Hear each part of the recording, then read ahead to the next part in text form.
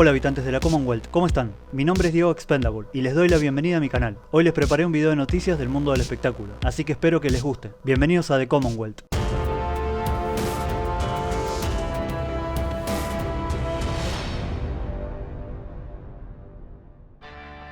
Al parecer, Liam Neeson se retira del cine de acción. En una reciente entrevista con People, el actor dijo de que es consciente de que ya tiene 72 años y de que esto tiene que terminar en algún momento. Es por eso que estaría considerando colgar las armas y dedicarse a otro tipo de proyectos, como películas de drama y comedia. Recordemos que el actor es conocido por interpretar a Brian Miles en la saga de Búsqueda Implacable y que prácticamente no utiliza dobles de acción. Tiene uno en ciertos momentos que son imposibles de hacer, pero en su mayoría, él es quien hace todas sus peleas, y no querría estar engañando al público colocando dobles en todas esas escenas. Igual de momento tiene unas cuantas películas en camino, como por ejemplo el remake de La Pistola Desnuda que sale en 2025, junto a Pamela Anderson, que va a ser una especie de película de acción-comedia. Veremos más adelante qué es lo que decide el actor. ¿Ustedes qué creen? ¿Que es hora de colgar las armas? ¿O todavía tiene lo necesario para seguir? Los leo en los comentarios. Buenas noticias para los fans de la serie de Fallout, porque Prime Video acaba de confirmar de que ya tiene los guiones listos para comenzar el rodaje de la segunda temporada en noviembre de este año, y prometen que va a ser un espectáculo. Solo que de momento no tenemos una fecha de estreno aproximada, pero quizás con suerte estaría llegando en 2026. La actriz Ella Purnell, quien interpreta a Lucy, contó en una entrevista que todavía no pudo ver el guión, pero igual se mostró muy entusiasmada por comenzar a filmar. Ahora, por cómo terminó la primera temporada, todo apunta a que New Vegas va a ser una parte fundamental en la trama. Por cierto, para los amantes de los juegos, les comento de que el legendario Fallout 3 está cumpliendo 16 años desde su lanzamiento en 2008. Sin duda, un antes y un después en la historia de los juegos. Y aprovecho para preguntarles, ¿cuál es su Fallout favorito? Pueden ponerlo en los comentarios. El actor Josh Brolin le contó a Collider de que estaría dispuesto a volver a interpretar a Thanos en Avengers Secret Wars, siempre y cuando los hermanos Russo se lo pidan, y que el personaje tenga sentido en la historia que se está contando, y no sea solo un simple fanservice. En palabras del propio actor dijo lo siguiente: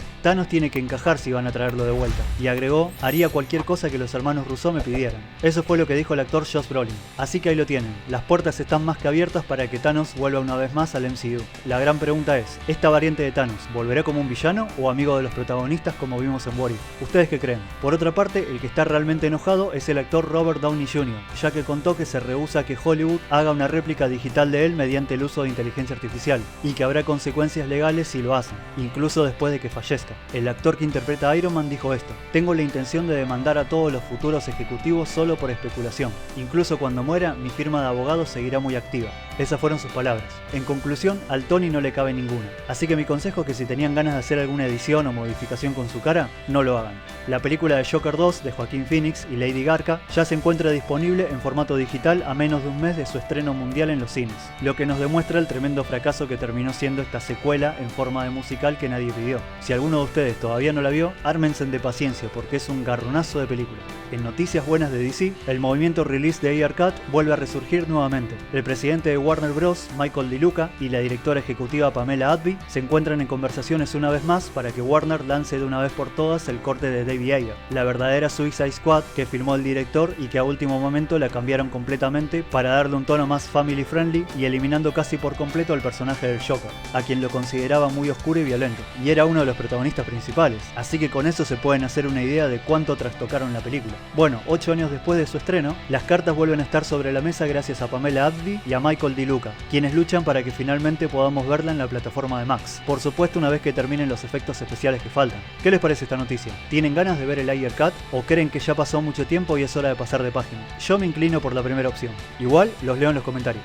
Bueno habitantes de la Commonwealth, eso fue todo por este video. En cuanto salgan más noticias, se los traigo en videos y en shorts. Y si les gustó el video pueden dejar un like, suscribirse al canal activando la campanita y compartiendo el video a más personas. Nos vemos la próxima. The Commonwealth corta la transmisión.